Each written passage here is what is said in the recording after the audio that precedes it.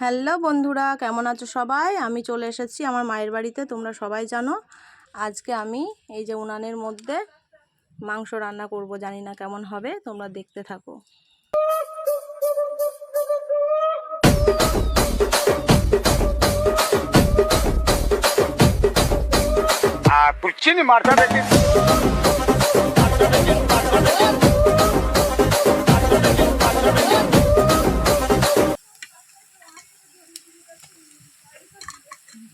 আদা রসুন বাটাটাকে দিয়ে দিলাম।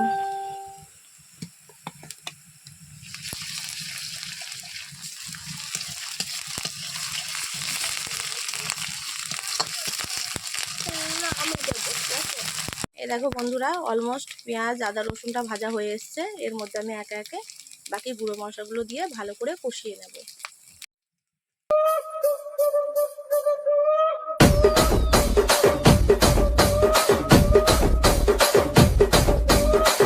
Puccini Marta Betis.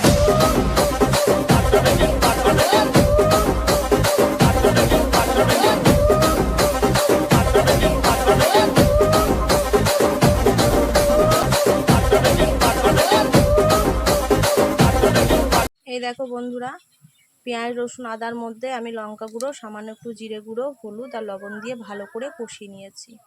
আর দেখো মশলাটাও তেল ছেড়ে গেছে মনে হচ্ছে। এবার আমি মাংসগুলোকে দিয়ে দেব।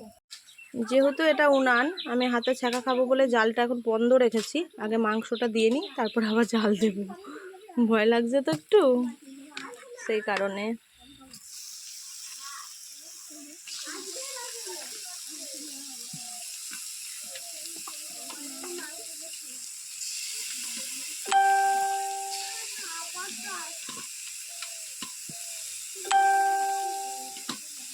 আর এই দেখো, এই যে লেগ পিস দুটো হচ্ছে আমার সৌমিলির জন্য।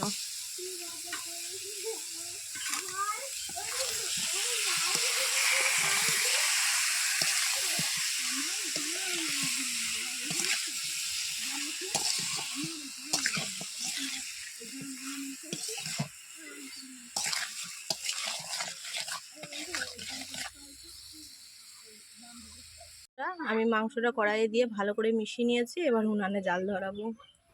তো বন্ধুরা, আমি উনানে জাল ধরিয়ে দিয়েছি। এবার এখন মাংসটাকে ভালো করে কষিয়ে নেব, তারপরে জল দেব।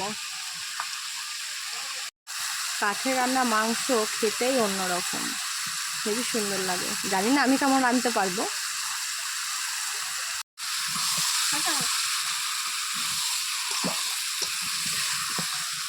এই যে আমার মা একটা বাঁশ এনে দিয়ে দিয়েছে যাতে তাড়াতাড়ি হয়।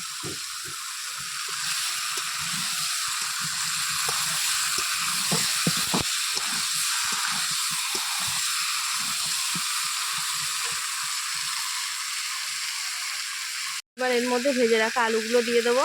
মাংসটা মোটামুটি কষানো প্রায় হয়ে এসছে।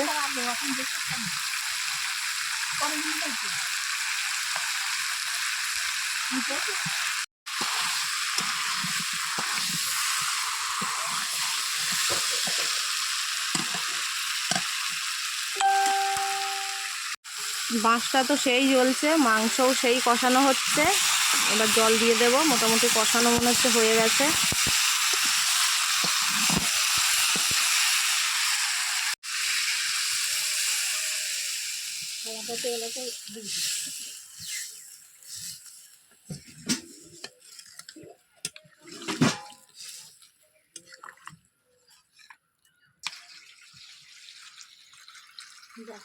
মাংস প্রায় মোটামুটি মনে হচ্ছে হয়ে এসছে।